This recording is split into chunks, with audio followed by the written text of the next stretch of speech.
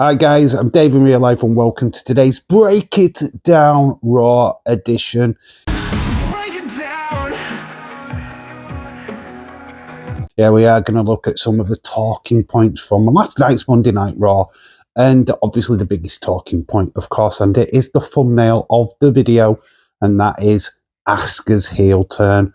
I mean, honestly, I think the show really needed this. I mean, yes, there was other little talking points during the show, but I think this was the major one and really took this show home.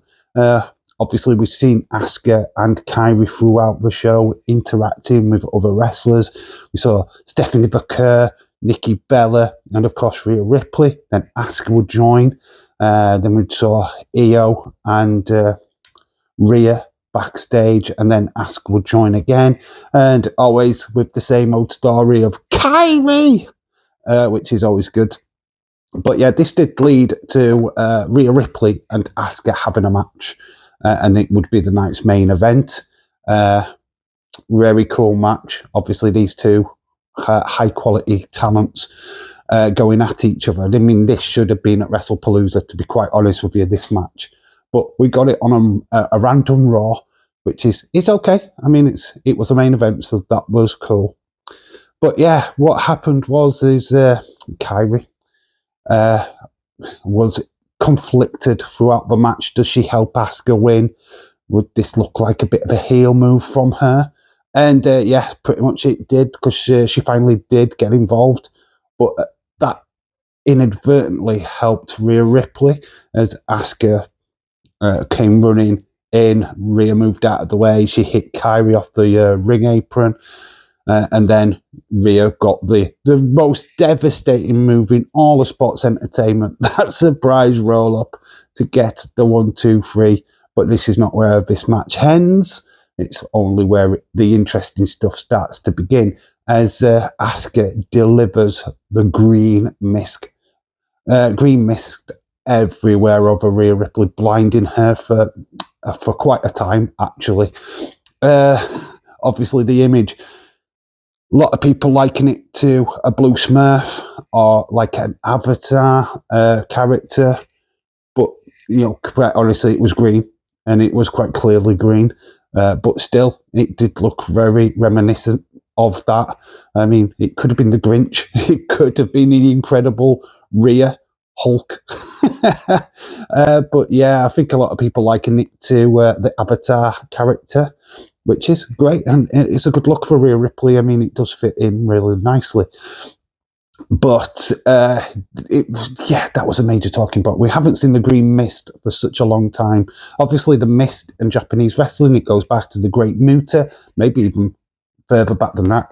I remember Kajiri using it in ECW and on WWE television as well. So seeing the green mist back, really cool. And yeah, this signals that heel turn for Asuka. But what we wasn't expecting is a full heel turn. God, that's a mouthful. Of Kairi. Kairi Zane jumped onto Rhea, started beating her up. Obviously, influenced heavily by Asuka, and it was almost like Asuka was willing her to do it. And it did look like there was a bit of conflict with inside Kairi. Do I do it? Don't I do it? But she went with it. This brought out Io, who only moments before the match had been told by Asuka that that she was a failure and that they didn't need her help. But she came down anyway to help Rhea. And this led to her also being attacked by Asuka. Kairi again asked to get involved in the attack, which she did. She went up on the top rope, delivered the elbow to Io, who was cradled on the knee of Asuka. Yeah, this is interesting because you could tell that the conflict in Kairi, she didn't want to do this, and she was totally... it's like she's been abused by Asuka, and I think that's what the story is going to be going forward, is how do we get Kairi away from Asuka? She's clearly been abused. Kairi! So yeah, this was just the interesting point of the show, and obviously a great talking point. We talked about in the prediction video about where you go with Io and Rhea and Asuka. It looks like we're on a collision course with all 3 of these, maybe all 4 of them. Tag action first, then we can do the singles matches. There's a lot of room here in this storyline.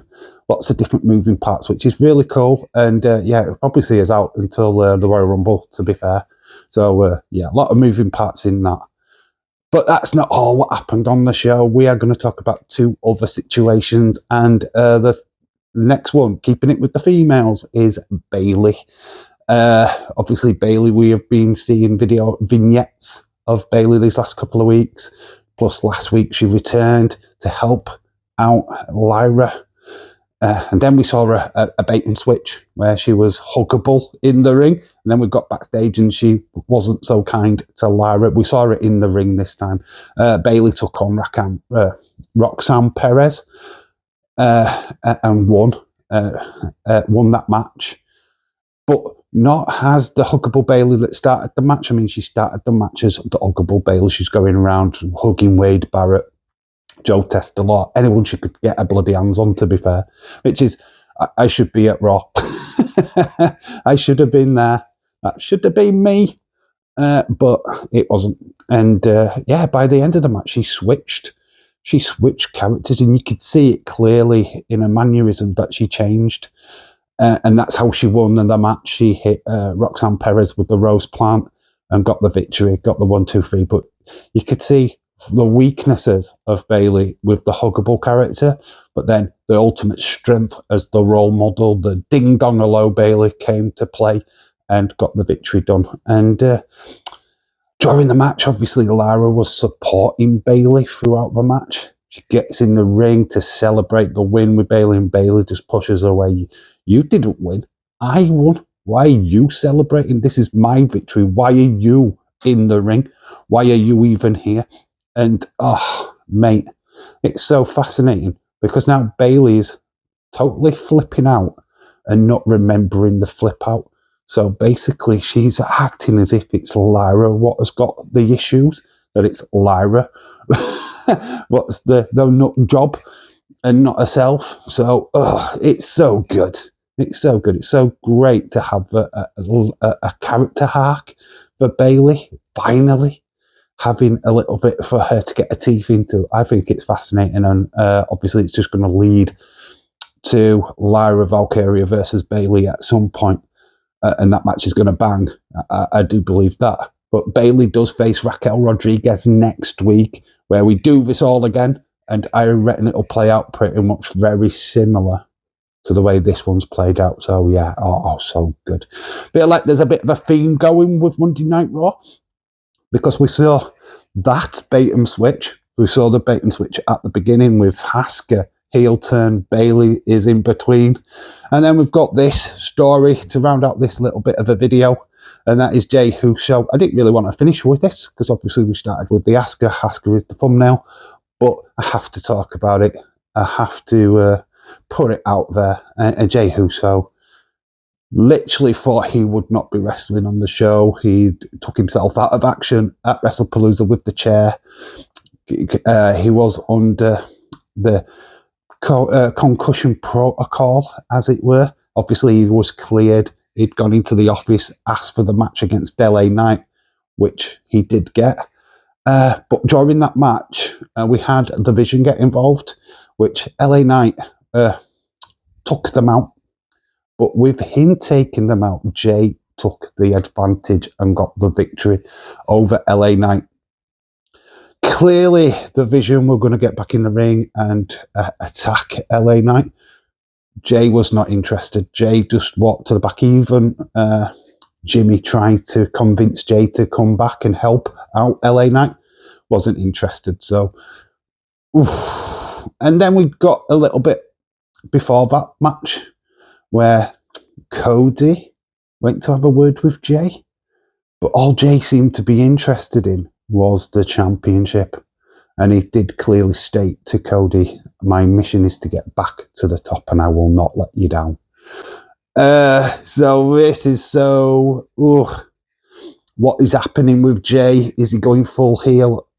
Is his focus just himself now. What is going off from a guy what everyone loves to yeet with, to him just going on his own little personal mission to become a champion again. And I don't think he cares who it is against. I think he's just going to tear whoever's in his way. So it's fascinating. Little bit of character development for Jey. We've got that character development for Bayley. We've got a full heel turn for Asuka and a very conflicted Kairi. I mean, honestly, when you look at... I was watching Raw in the watch line. I was saying, no, there's not major talking points, but literally there is. When you break it down, there is some talking points. There is some nice little issues.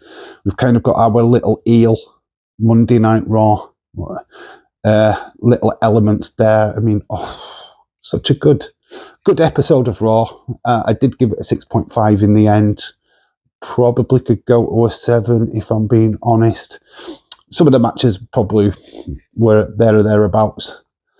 But yeah, honestly, there were the three major talking points, I believe. Maybe there was a little bit more Cody taking on Seth at Crown Jewel. Very excited for that. We now know that Stephanie Vaquer will be at Crown Jewel. She'll take on the winner of the Triple Threat on Friday, which is between Nia, Tiffany Stratton, and Jade Cargill. Yeah, I mean, it's just all-round good show. So that is Raw broken down for this week. Hopefully you enjoyed this video. I've been Dave in real life. You guys have been awesome. Till the next time, bye for now. Like, comment, subscribe. Do all that good stuff for me and hit that notification bell. And I'll see you in the next one. See you for NXT TNA TakeOver. Cannot wait. See you later. Bye.